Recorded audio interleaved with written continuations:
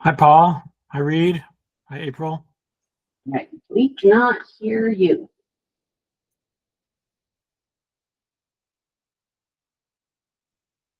Testing. Let me see if the volume on this is decent. Well, we turn this up. Yeah, Oh, that's probably it too.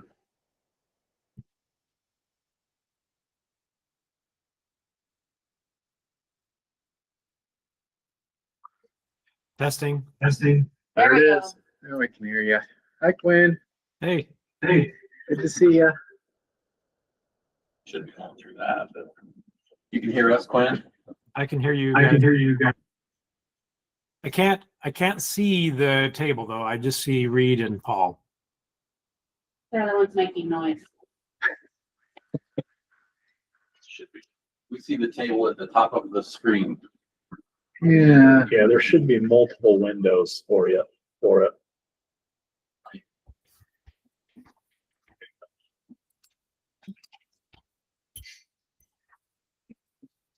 You see the important people. So.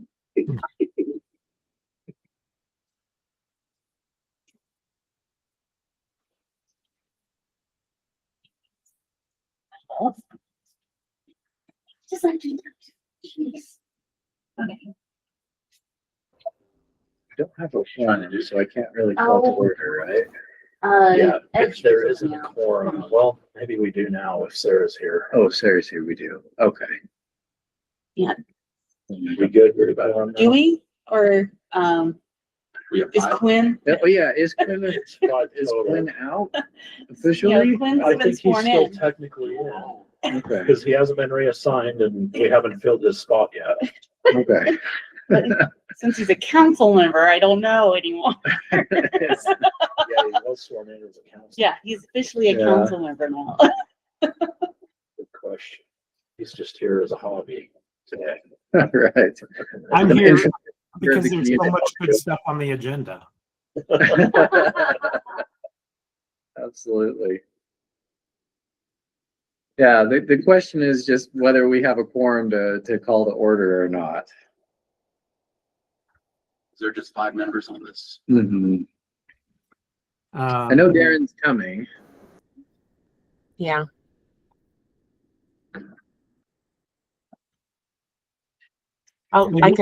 We heard from Hilary. I'll text her to see if she's. I haven't. Yeah, I haven't heard from Hilary. I don't know about Jenn either. Jenn is going to attend online as well. Okay. She's at the events commission meeting right now. Oh, right. They That's normally right, meet the 'cause second we're a week Thursday off. every month, and so Okay. That's right.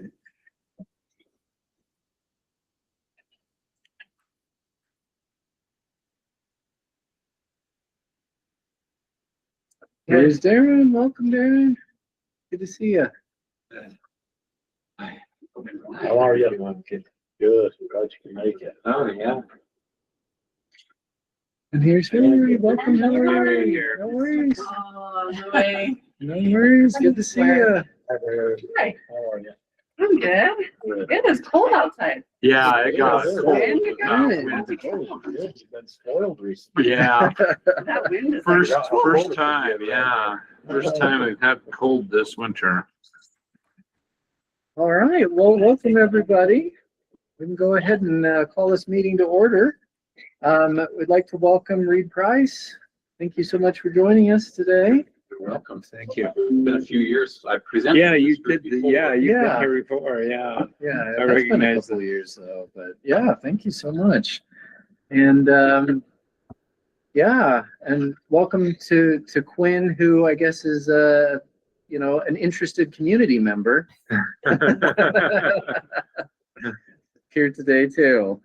All right. Well, our first, or I guess second item on the agenda then would be to turn the time over to Reed to tell us a little bit about water consumption conservation and what we might be able to do to help.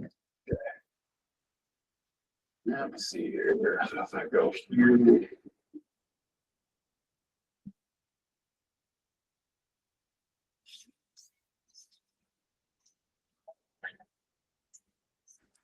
right. Well, all right. That's not good. So, to introduce Hilary, I don't think you were on the committee when I I last. believe I was in Mongolia last time you were here. Okay, it's been a few years. So, Yeah, nice to meet you. been asked to come and I didn't know what the makeup was, if it was all the same folks or not. So there might be some information that's repeated, but I'm sure that I need it. okay. Review I is need always it. good. It'll serve as a good refresher. So what we're going to do is we're going to walk through a brief description of what the water utility is, how we provide water to the residents of the. We're going to talk about water production and water consumption. Where do we get our water from? How much of it do we use? We'll talk about water conservation and the goals, and then some of the current and ongoing conservation practices. So this is a satellite view of our city. This is the area that we service and provide water to. We have several sources of drinking water. They include surface sources, groundwater sources, as well as springs. So our surface sources are from Deer Creek Reservoir and Jordanell Reservoir. Those are primarily storage sources, storage water, and also natural flow in the Provo River. Those are our surface sources. The cheapest water that we have is well, I should say we treat all of these sources.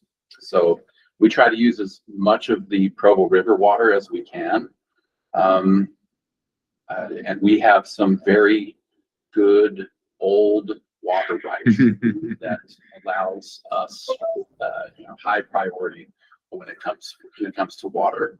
Our forefathers were also very wise in buying into Deer Creek Reservoir when it was constructed.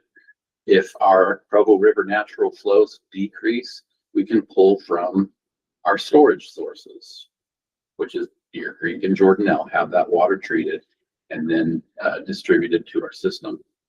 We also have 10 deep wells, 9 of which work. The 10th one doesn't work quite yet. If you've driven by 4th South and 4th West and seen the big tank project that's been going on for a couple of years, there's another big hole there. That big hole is for a pump station where we will pump out of the tank and into the central zone. That tank can also feed water by gravity down to southwest Orem. Before the tank was constructed, we first drilled well number 10. And well number 10 is what will feed that tank. So that, and believe it or not, well, I'll talk about that in a second. We also have 2 natural springs. That's our cheapest water. The water just flows right out of the mountain. It flows all the way to some storage tanks that we have.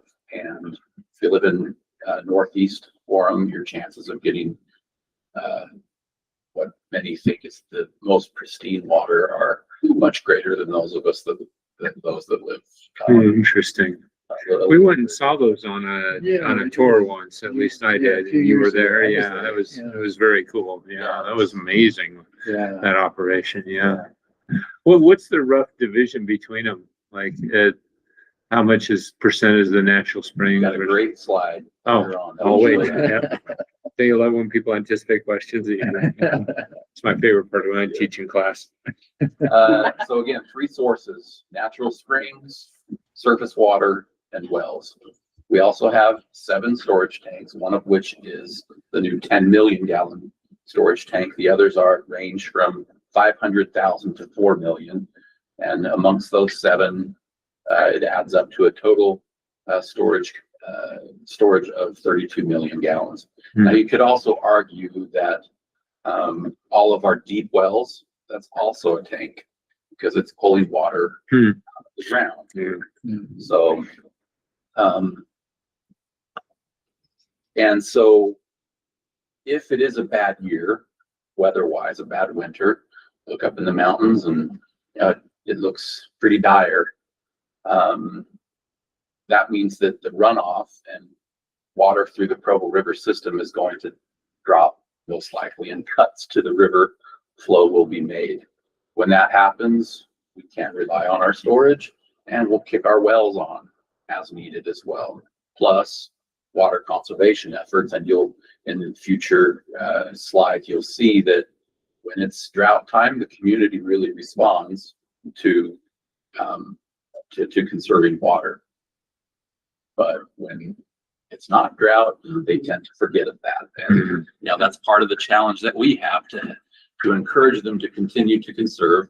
It's kind of a double-edged sword for us because we need the revenue to continue to operate. So if there's drought plus conservation, our revenues drop, meaning we can't invest in our system through capital improvement projects as aggressively as we would like. So in our system, we have 23,641 water meters ranging from 3/4 of an inch to 12 inches in diameter. And we've got 375 miles of water mains that we maintain. We also maintain all of the connections to the water mains up to the meter. That's our responsibility. And that adds another 100+ miles of pipe that we would be responsible for. The homeowner is responsible for the meter to maintain the line from the water meter to the home. So if we look at this, this is the slide. So you can see this is the Orem average daily water production by month. So you can see in the winter time, consistently producing about 10 million gallons per day.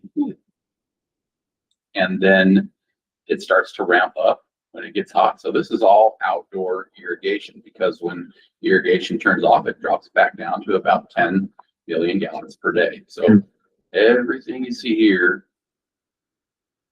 is used for irrigation. Over here, this is the slide that shows the different sources. And so it's 60, this is over from 2016 to 2025, 61% surface water, 27% wells, and 12% springs. When people ask me, and I don't have a slide in front of me, I typically say 65% of surface water, 25% wells, and the rest springs.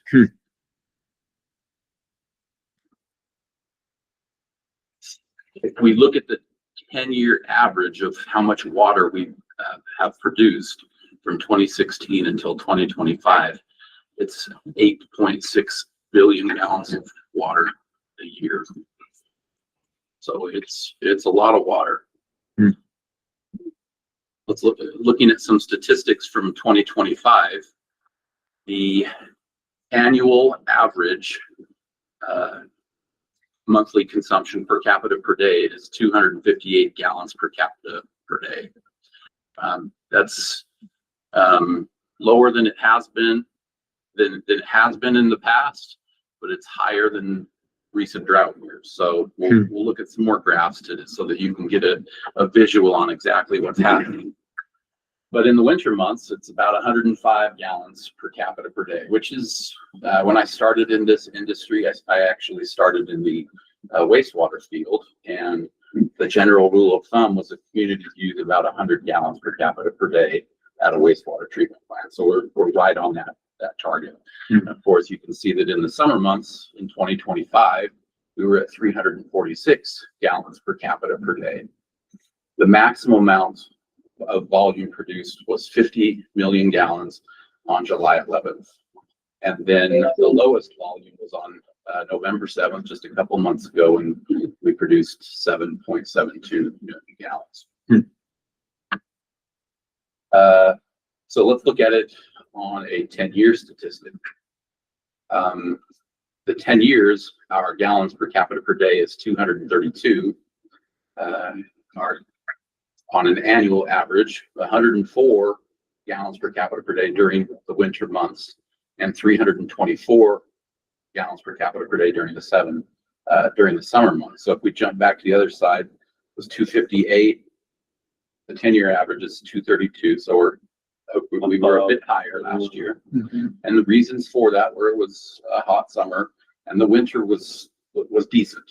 And so the drought concern was not on the top of everyone's mind.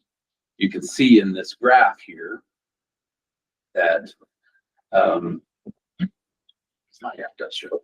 You can see that in 2021 we produced a heck of a lot less water because it was pretty dire. We were in some pretty serious drought conditions, and the community responded to efforts to reach out to them and really listen to the conservation message.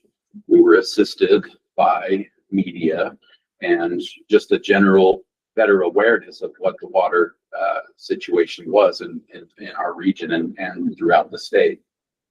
So 232 was the 10-year, 258, 105 during the winter, 104 the 10-year average. So that's pretty consistent. And that's our indoor use. Just a little side note, sewer is charged based on winter use. So we know that that's your indoor use. So we look at December, January, and February use, and then we charge you the sewer rates based on that for an entire year. Then we look and see, okay, what happened?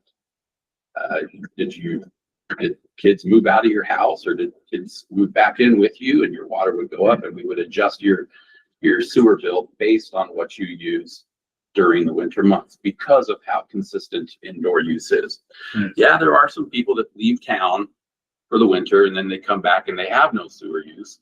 When we see a zero sewer use, we just charge them an average that everyone else has, that everyone else uses. And then in the summer, 346 last year and 324 as during the summer months as for the 10-year average. And then if you look back on this, the maximum volume produced back in 2018, we produced 61 million gallons on July 10th. That's a lot of water. And last year, the most we produced was 50. The lowest volume last year was 7.72. The lowest on the 10-year, I actually couldn't produce because there were too many anomalies in there. And I was like, we've got to clean this up a little bit. So anyway, I don't have that on there. So this Reed, yeah. One terminology question. Sure. Is there a difference between water produced and water consumed, or are they the same? There is a difference. Water produced is the amount that we produce in from all of our sources, the springs, the treatment plant, or the surface water, as well as all of our wells. And then we deliver it through our system and we meter it. And the consumption is technically the consumption is what the customers use and what we're billing for. But because there are leaks in the system and things like that, those numbers typically differ, production and consumption. But for this presentation, I'm using production numbers and calling it consumption because when we focus on water conservation and efforts to try to decrease water consumption, that includes leaky systems. So even though we're not billing for it, something's happening and we need to try to figure out what's going on. I primarily use production numbers, but refer to it as consumption, and it's arguable whether or not that's a fair use of the term or not. Does that make sense, Quinn? Yeah. Would it be fair to say, though, that we produce the amount that people are trying to consume? In other words, we don't make independent production decisions from what people are turning on, their taps for. I'm not sure if I understand what you're saying. What I'm saying is when I turn on my sprinklers or my shower, right, I'm pulling water from the system. Mhm. Is that consumption triggering production of that amount, or are you making independent production decisions anticipating what consumption might be? We do some anticipation, but it's based on demand, and the storage tanks are what help us equalize everything. We'll fill storage tanks, and if demand increases, we'll start to pull a lot of water out of our storage tanks, and additional wells will kick on in order to fill that need, or we'll call on wastewater or the water treatment plant to produce more and fill those tanks up. So we kind of respond live in what the demand is. There's a delay, but we have, again, 32 million gallons that we can draw down on to meet that demand. Got it. Thank you. Yep. This graph here is one that I presented to the city council when they adopted the water conservation plan in 2022. I was new on the job and had a great time putting all these numbers together in graphs, and you can see that looking at the 10-year history dating back to 2012, that our community has actively been conserving water. It was pleasant to see that. You can see that the slope on this is -6, so we were dropping 6 gallons per capita per day over 6.5 gallons per capita per day over that time period. So that was, that's good progress. So I was happy to report that to them.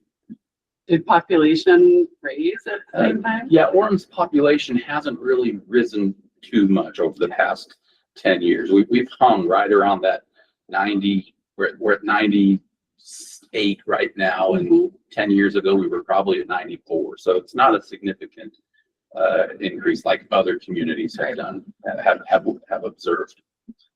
So if we take the last 10 years and plot what all of what the monthly consumption has been, you can see that we peak around July, and both graphs are essentially the same because you're just dividing by the population that's slowly increasing. But I've got the trend lines in here as well, and you can see that it continues to go down. So if you look at the trend lines, you're like, yeah, it looks encouraging. Say that this trend line for per capita water use is also going down. You can't see it quite as clearly because I chose to keep the numbers on the same graph, but and we saw what those numbers were previously on another slide, but you can see that it's going down. If we break that graph in half, you can see that from 2016 to 2021, that line is going down. 2022, or is that 2021 there? Yeah. Oh, in 2021, that's when we had real good conservation efforts because we were in dire situation.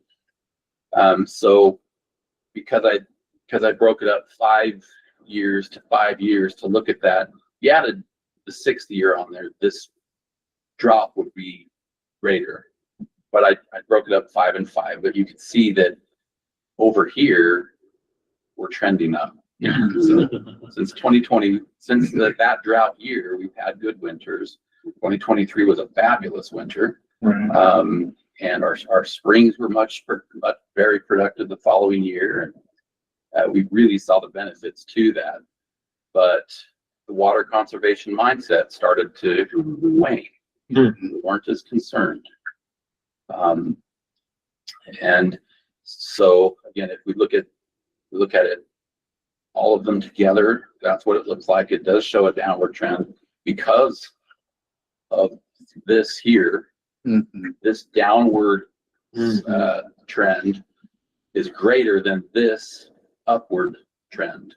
Right. The way this winter's going, my bet is that we're going to drop next year because there will be efforts to reach out and inform the community that, hey, we need to be better at conserving water.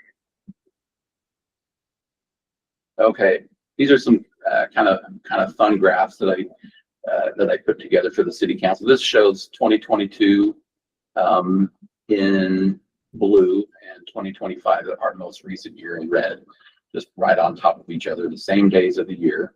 And you can see that in 2022 we didn't use as much water during the summertime. 2025, our water conservation mindset had gone south. So that's 2025 on top of 2022. So anywhere you see blue, you use more. I just cycle between the two. You can get a feel for what's happening there. I did the same thing for the city council, showing them the difference between 2020 and 2021. This is from my previous presentation back in 2022 to them, to help them see how each year can vary. And it's a very detailed daily value that we're looking at here. So this one just zooms in on the summer a little closer. So it's the same map, just zoomed in on it. And then I added 2022, which was the year's data that I used. So 2022 is listed in green, and that was a very, and this is summer. So you can see that we used a lot less here and then more. So that's toggling back and forth there to see. Is that largely temperature based? I mean, I'm just looking at like the green, the 2022, that like, it looks like people started watering their lawns late. Yeah, so my guess is that here, so this is April, it was probably a wet spring. Yeah. So they were watering their lawns less because the water was coming out of the sky. Yeah. And there was no need to do that. So that's good water conservation mindset there. So over here where it's blue, probably it was a dry spring and people wanted their green lawn, so they turned their sprinklers on. Yeah. Do we have any idea of how many residents have like smart sprinkler systems? No, I don't. We don't. We do. We'll get later on in the presentation. We'll talk about some tools that we've provided to the community and show water smart meters where they can monitor what they're using on a daily and hourly basis. Yeah. If they so choose. But no, the water smart controllers, that would be an interesting thing to try to determine. Yeah. Because they do put more power in your hand to be able to modify your sprinkling habits. And do it even automatically for you. Right. So that's those three different graphs there. So one more question before we leave that, Reed. Do you recall when the tiered water rates went up? What year that was? Yeah, it was 2016, I believe. Okay, so all of the changes that you've been showing us essentially are post water rate increases. Okay. Correct. Yep. Okay. So the state created a document called Utah Regional M&I Water Conservation Goals. This is a plan for the different regions in Utah, because we can't say, hey, northern Utah, you should conserve as much water as southern Utah, different areas. So each region has some goals. And for using 2015 as a base year, which means look at what you were using in 2015 and let's decrease that amount by 20% by 2030, and then decrease it to 27% by 2040 and 32% by 2065. So that's kind of the standard that this document has created for us. And it's our charge as a city to try to meet that. Now, will they shut our water off? No. But if we don't have a goal to meet, then we will continue to waste water. So that's our goals. We have adopted those conservation goals identified there. So back in 2021, when I gave this presentation, again, this was all new data to me and was just fascinated by what we did. I went back and recreated these graphs to see where we stood. And so I made some tables that showed our actual gallons per capita per day. Then I created a 5-year rolling average because of how volatile it can be from a year-to-year basis. It will just kind of soften what we're doing over time. And then took what we were using as our rolling average of 261.5, set that as our target or what we used in 2015, and simply did a depleted, or I don't know what the term is. Yeah. Just had the slope where we met a 20% reduction by 2030. And so in 2030, we should hopefully be down to 209.1 gallons per capita per day. And so taking those rolling averages, you can see that this is the volatility of each year. This was 2021 and 2022 dropped even lower. Taking that rolling average, interestingly, we were just tracking right along that desired decrease in water consumption.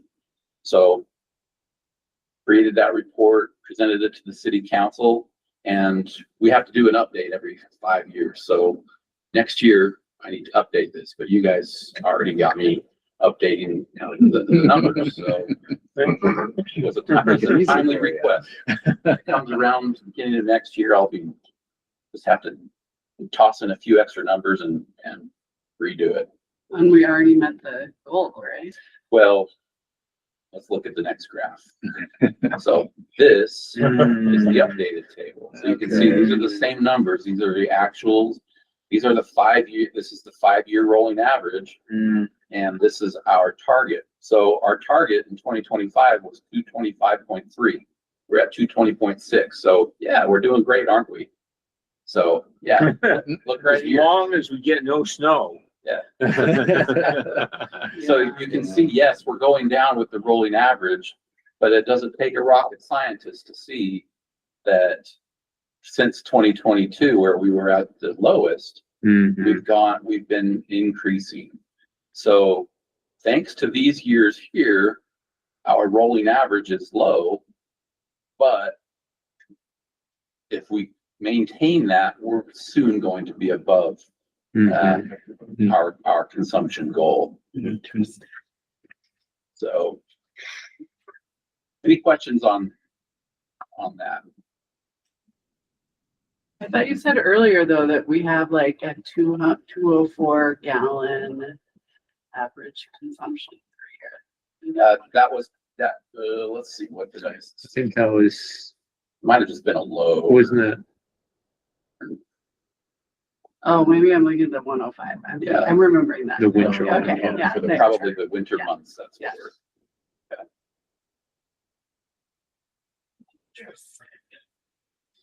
So the goals that we set back in 2020 for the 2022 plan was first to reduce the city's water use to reflect the regional water conservation goals of 2030. We're on track, arguably. So yeah, if you look just at where we're at on the line, yes, but next year, if we have the same consumption as this last year, we're going to hit, if not go above that line. And it's only going to get harder as that line continues to go down. So goal number 2 was to maintain an effective conservation-oriented pricing structure for each year. That has been implemented since 2016, and that has been maintained. The city council has been good at following the recommended rate increases that encourage conservation with the tiered model. So people who use more pay more for that.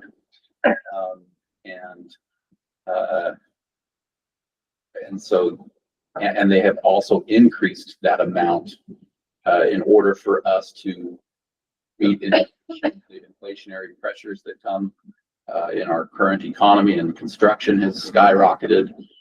They understand that and have been good at adjusting those rates to allow us to continue to invest in our system and provide this essential service to the community. And we expect new city council members to continue to support that, right, Quinn?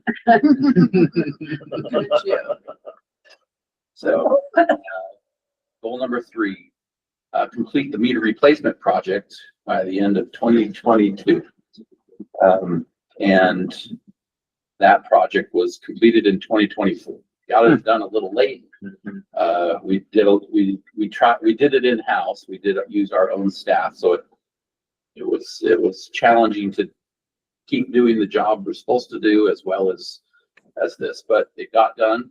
That the meters were replaced, and an automatic meter infrastructure or automatic metering where a signal, the information that about the amount of water that you use would be transmitted to the city and made available to the residents.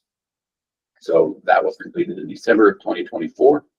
Goal number 4 was to construct a tertiary treatment process at the water reclamation facility to produce water for the irrigation by 2025. And that was just recently completed. It's currently undergoing testing right now to make sure that everything's operational. The automatic systems of valves and switching over to water reuse or phosphorus removal, depending on what type of treatment we want. That's all being tested right now. And we should be delivering reused water from our wastewater treatment plant to the golf course, to Lakeside Sports Park, and to Springwater Park starting this year. So March, April-ish, we'll be turning that switch on and crossing our fingers that everything's cared for.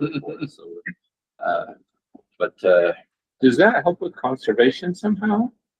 it's reusing water twice. Okay. So by reusing the water, leaving water in the wells, Okay. up in the reservoirs, but the springs we're always going to use as much as we can. So we can throttle back on some of our other sources because we're reusing that water. So that will be reflected in the per capita. Yeah, it should. Okay. Does Yeah, Orem City, like, do you guys have to pay water bills? Yes. We do, yeah. So Okay. it's an odd arrangement that we have. You receive in your utility bill a statement that says we're making a transfer from the water fund to the general fund. So the state auditor requires municipalities to pay for their water, but municipalities have the option to give that money back.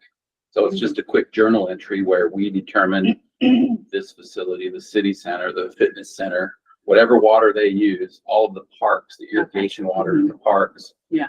That, So it's metered too. Okay. yeah, we determine how much we would have charged and say, okay, general fund, this is what you need to pay.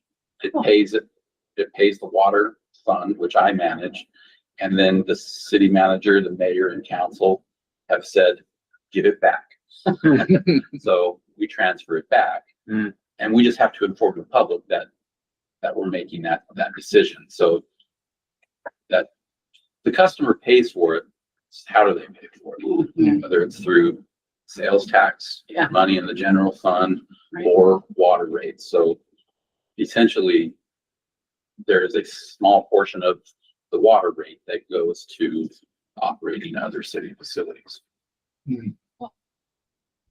Okay, goal number 5, continue education efforts to the public regarding water conservation. So that's ongoing. We have a great communications team that puts messages out consistently, regularly, of a wide range of topics. Stormwater pollution is one that's a message that we want to get out. Water conservation, reporting graffiti, all sorts of different topics that they report on. And so we will continue to use that resource to get that conservation message out. And then goal number 6 was to replace automatic sprinkler controllers on all city-owned property to newer technology. So we do have smart controllers back in 2025 on all of our parks. It was a massive effort, which we did in-house. There was like 110 controllers that we replaced. And these aren't just the little controllers that you have in your garage. These are massive boxes that have dozens of stations that they control. And now we can control it with our phones. All of the technicians in the parks have access to that and know that when it rains, make sure that it acts properly, shuts out down on its own, or if it doesn't, do it yourself. Anyway, that was completed in 2025.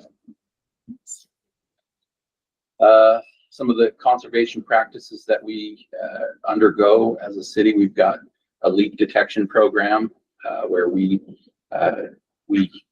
actually have a contractor that goes and just has a device that he listens and can determine where a leak is. Can mark it, say you've got a leak right here, we can go in and fix it. We're also in the process of replacing water mains that are leaky, galvanized service lines. Remember, we're in charge of the meter from the main line to the meter. If it's a galvanized line, we're in the process of replacing those older lines.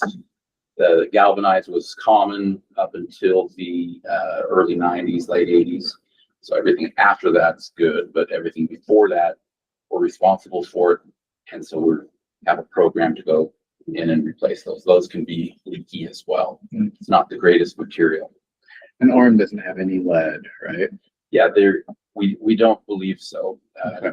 That's another topic. Mhm. We do have a program where we're required by the federal government to have a plan in place to determine what types of service lines we have. And if there is lead, then yes, we have to replace it.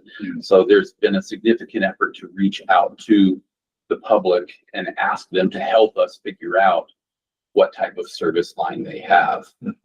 It's in the benefit of, it's in their health benefit to respond and help look and do that. But we're in the process of that. It's been going on for quite a while and still has some time to go before all communities have to have determined whether or not they have any lead. We don't believe we do, but we have to verify everything. Right. And that just takes a lot of time. Sure. Power. I got one of those letters. Did you? My house is from 1950s. Mm. Yeah, those letters. And I was like, I don't know. Yeah, those letters often scare people. Like, what's going on? Definitely. Yeah. We just want your help, and if there is a problem, we'll work with you to try to figure out what to do. Because the intent of that is to determine what the homeowner's side is as well. Yeah. Mhm. Because if that's lead, then it falls on them How do you to know? replace that. Yeah. There are some tricks. It's been a while since I've looked at that, but our water quality specialist, he's the guy that has all those answers and Yeah, can easily follow up. walk someone through that process to determine whether or not there's a lead service line. Yeah, I'm curious. I might follow up. Yeah. Mhm. It's an old house. Maybe. I think the chances are low. That's what I thought too. I Yeah. was like, well, I got my PhD already. So. Can't use brain cells anymore, right? We improve efficiency irrigating parks and open spaces. We try to be as careful as we can. There are some systems that were designed years ago that spray onto the sidewalks. 800 North is one that just, whenever I drive by, they're just spraying water as far as they can. And But, occasionally you'll see that they'll get misadjusted and be spraying into the road. We don't do that on purpose. Okay? Certainly annoy people a lot when you do that. Yeah, definitely. And a lot of them respond as if they think we do it on purpose. Right, yeah. It's a little. And with the timing, I remember this being a big thing like in 2021, 22, like that we were telling the public only water at night, but then the city would be watering but it was due to like pulls on the system, right? Like you have to have a certain amount of pressure we do our best to not water between 10 and 6. Yeah. There are times where a system, just malfunctions. If it's consistent, then there's a problem.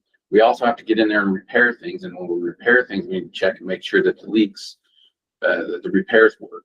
So they'll turn them on temporarily and look and say, okay, everything's working, and they'll turn them off. And if someone drives by and it kicks on, they think they've been on for hours when in fact but our policy is we don't water between 10 and 6 unless it's for maintenance purposes. Okay.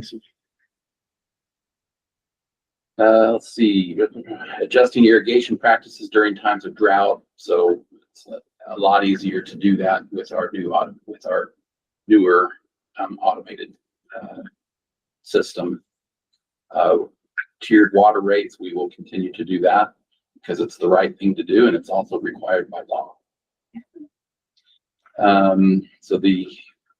We have installed automatic meter reading technology on all of the meters throughout the city.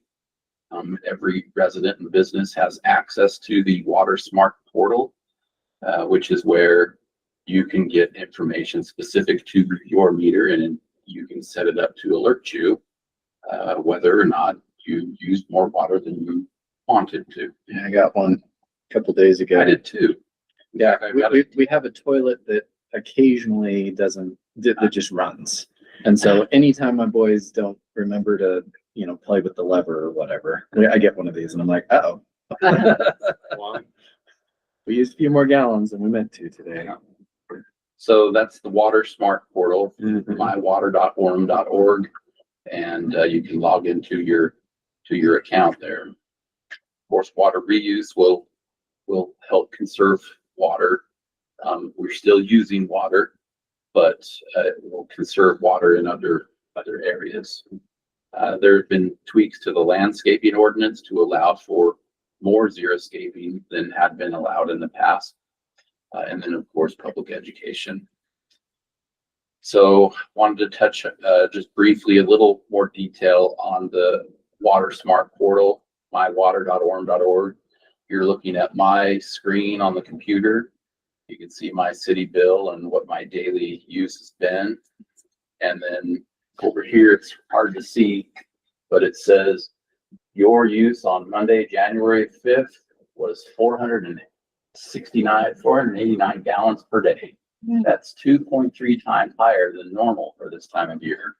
So I think some people took some long showers at my house because we're not irrigating. So anyway, that I got an email, I got a text about that. Granted, it was the next day because it communicates once per day and sends the data for that day. Can't necessarily make any changes, but if your toilet's stuck, you can. And you can adjust the sensitivity to say, alert me when it exceeds 100 gallons per day or whatever you want. So that's a great tool. Unfortunately, most of the city doesn't use it. We've reached out to them. We've had mailers that we reached out to them with all of the information they needed, simple basic instructions of how to access their account. We've got 1,837 registered accounts, which is 7.5% of them. We've had 27 new ones in the last 90 days. I couldn't tell you how they found out about the system, about this option, but this tool that they did 27 in the last 90 days.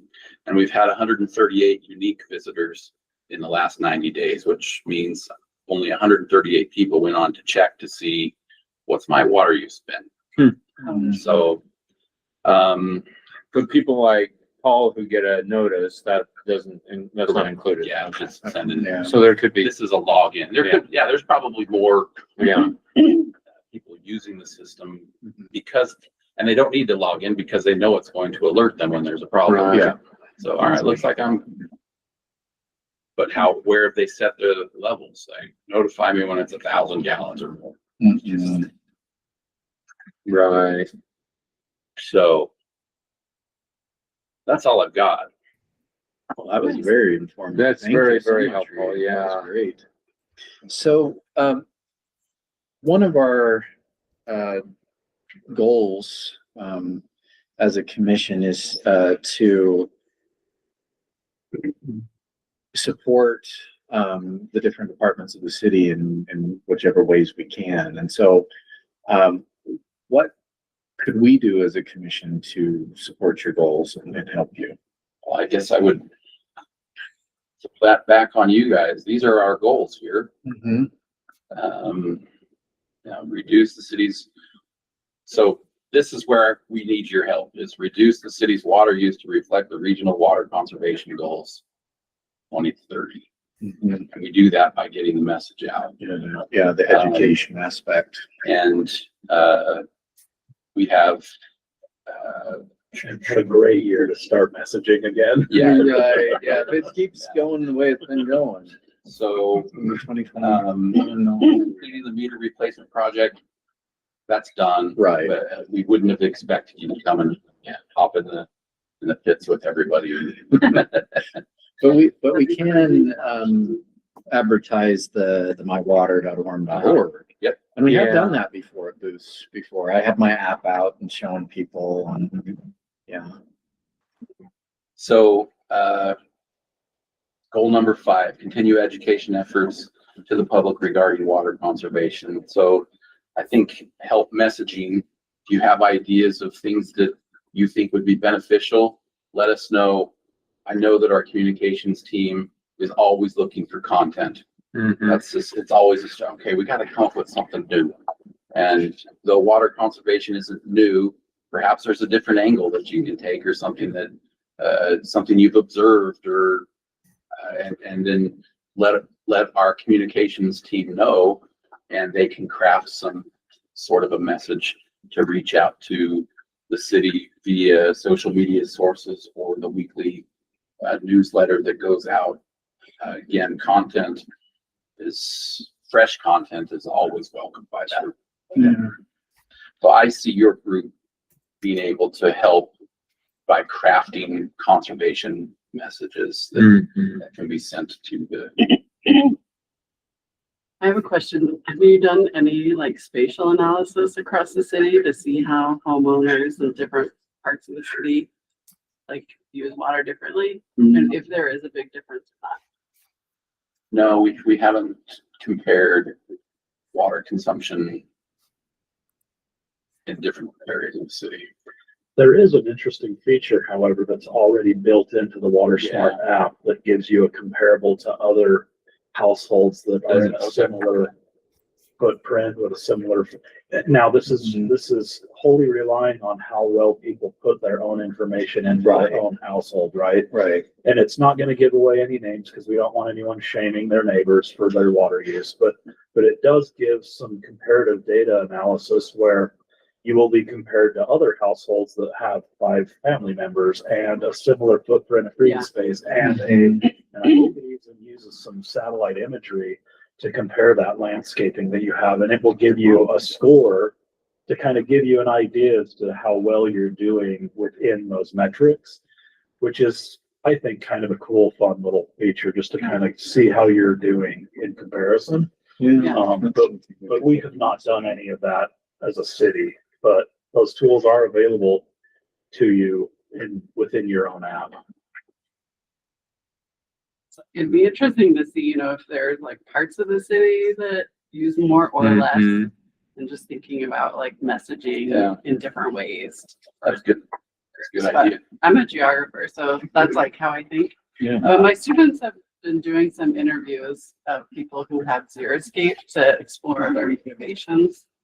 We'll have results in the next few months, so I'll make sure to share it. Okay. Great. This was awesome. I know we're just about out of time. So I had one more question, but I'll ask it some other time. It's kind of, I don't know, tangential. But thank you so much, Reed. Really appreciate Yeah, it. Great this is- audience. Yeah, no, this is lovely. I'm sitting here looking at my use again because I'm like, oh yeah, I forgot that. Yeah, I haven't done that in a while. You guys keep saying app. Is there's an app or is it? It's a It's web. more It's a of a- website. It's more of a It's the website. website. Yeah, It would say okay. general Okay. term. Yeah, that's Okay. probably the wrong terminology. Okay, that's what I thought. Yeah. Okay. I shouldn't say It was, that. I guess it's easier to just make it web-based rather than create an app that you have to update for numerous devices and operating systems. Right, okay. Jen, Quinn, Sarah, any questions? It was awesome, Reed. Thank you. Yeah, this is awesome. Always fun to hear the great things you guys are doing, Reed. I just wish more people knew about them. Yeah, thank you. Great. We'll try to help with that.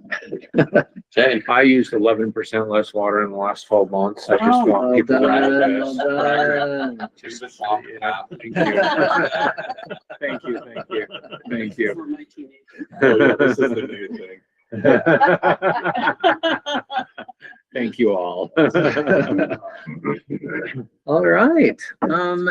Then I think we could go through a few of these relatively quickly in just our last few minutes here. For number 3, who are we inviting for our February meeting? I have on the schedule that you guys wanted to meet with Waste Management. Waste management. Okay, let's do that. And What would you like that to look like? If I reach out to someone and give them a heads up on what you guys would like to discuss, is it a focus on recycling methods? yeah, recycling or just in any way that, again, if we can help with messaging, if there's anything that we can do, like, I know that, for me, I'm personally like unclear if we're still doing the like plastic recycling, Plastic film. pilot that was going on, Plastic you know, film like the, pilot, yeah. yeah, I don't know if it's still going. I don't know if they stopped doing that. Should I be putting my loose plastic bags and stuff in the recycle or in the garbage? I'm not sure. Right. You know, so things like that, just what kind of messaging we can help with and any other goals that they have that we might be able to help them with. Okay, well, I'll see if I can get someone from their agency to come and visit with us. Okay. Yeah, that's helpful to give them some heads up on what we want to know about. Sure. Probably even arrange for a tour. We've actually gone over and done a tour of their recycling facilities. That would be really, yeah, that would be great. Whatever Please you want. invite, if you do a tour, please invite me. Yeah. I will. I was just thinking as Reed was talking about that, I don't know if any of you have, it sounds like you've gone up and seen the springs in the canyon, but have you ever gone to the UNS tour? Where you see the upper water system where all of our watershed actually comes to our system. That's a pretty cool experience too. That would be amazing. If we end up doing that, and we typically do every couple of years, I'll try and remember to invite this group to go with us. Thank you. That's something I think you'd really enjoy. We really would. That would be amazing. Okay, great. Looking now to number 4 for the plan for the tree initiative. So Sarah sent out an email about a week ago, I think, with a really detailed, great plan that we can present to the city council. And then Darren, Thank you, Sarah. yeah, thank you so much for putting that together. It looked great. And then Darren also was going to add some of the spatial data, the time series. Yeah. For the The context and the need. Mhm, the context and the need. Was there anything that we wanted to, any other feedback or anything else that Sarah, Darren, you need from us before we? The only question, I mean, I have additional information that we can talk about at a later time. What, to be strategic about the time here, I know that Jenn and Quinn have your retreat starting tomorrow. Is that correct? So if this is something that Jenn, you might be able to introduce both, I mean, you and Quinn in whatever this weird liminal space that you're in right now, Quinn. You should lead, Jen. I'm happy to support. But yeah, so Jenn, I don't know if like what the retreat looks like, what the agenda looks like, if this is something that you feel like you're able to introduce to just kind of, yes, plant the idea. And then with the goal, I guess, to then for next steps, get us on a city council work session soon. And so between then and the work council session, we can make any tweaks if the council has questions, then we can kind of rework that and then have follow up with a work council work session, and apply any of those changes to the draft timeline. So this is kind of how I see it going. And I don't know how it will go, but my best guess is, I've already talked to Brent about it, and he said, yeah, that could be something I think that could be a great idea. I talked to Mayor Mecham about it. I will talk about it at the work session or the retreat this weekend, and it will just be really high level. This is something that we'd like to do. We'd like to, have a tree planting initiative. And if that's something we can all get behind, I'd really like to invite them to a work session to present their plan. And then what would happen is, likely, I'd have to talk with Brent about this, but I could see us kind of presenting a plan and then meeting with Brent and talking with him about it and getting some suggestions or feedback from him, and then coming to a work session and presenting it. What I would like for tomorrow, I loved your timeline. I think we don't need to get into timeline just yet. I think that would be the next step. But what I would like is, I looked for slides from Darren. I know in the email you said you sent them, or there were some slides from back in November, but I couldn't find them. But what I would like to take to the council meeting is just, like a 2 to 3 sentence, this is kind of why we're talking about doing this, because it just that talks about the trees that are disappearing in Orem, how we compare to other cities of our size, those kinds of things that we've already talked about. So if you guys tonight even could get me like 2 to 3 bullet points of just basic context, super, super high level. This is why we're doing it. This is where Orem sits compared to other cities. This is how many trees we've lost. We'd really like to increase that number, like super high level. Then I'll take that as part of our discussion tomorrow and Saturday, and see if we can get some traction within the council members. And if we can, then we'll move it forward from there. I will do that, Jen. That'd be great. I can do that. Yes. Just made a note. Awesome. Thank you, Darren. All right, great. And then this is something we'll definitely circle back to in future meetings as well. I do want to be sensitive to everyone's time. We are at 6 o'clock. I do need to go. I'm very sharp on time. That's okay. Tonight. I'm so sorry. So we'll go ahead and table the other items except for the ones we absolutely have to do. One that we have to decide probably now is, do we want to have the 2-hour retreat next month, or do we want to postpone that? We were planning on doing it next month rather than this month, because we thought maybe we would have the new members of the committee. But how does that sit? Do we have any new applicants? Can I give you an update on that? Yes. Yeah. I've talked with the mayor about renewing our current members, and she has said, yeah, that's interesting, but let's pause for just a second and review the policy as a whole, just for all of the commissions. Do we want to put term limits on? And if so, that will definitely impact you guys. And if not, then we can maybe go ahead and have that conversation. So we're kind of in this weird limbo space. And also, I don't know who the council member will be over this commission. I could see it being Quinn maybe, or me, or I could be any of us. So, and we'll find that out this weekend as well. So we're kind of in a weird holding spot. Sure. The topic of committee term limits is on the agenda. Yeah, the training can happen anytime. Okay. As long as we do it. Okay. So it can happen anytime. Okay. And the training, I just came from the events commission where they were doing that training. It does take a fair amount of time. So you may want to consider that as you invite a visitor for next month. If we have to do the training next month, at least half an hour, probably. Right. Okay. Yeah. Let's. And Teresa told me we can do it anytime. Okay. But we just have to, I have to tell her when we do it. Yeah. So with us being in a limbo state, let's go ahead and just have a regular meeting in February. Okay. Back to the first week of the month. Yep. And we'll look forward to a retreat at a future time. Okay, I think we can table the rest except for the approval of the minutes.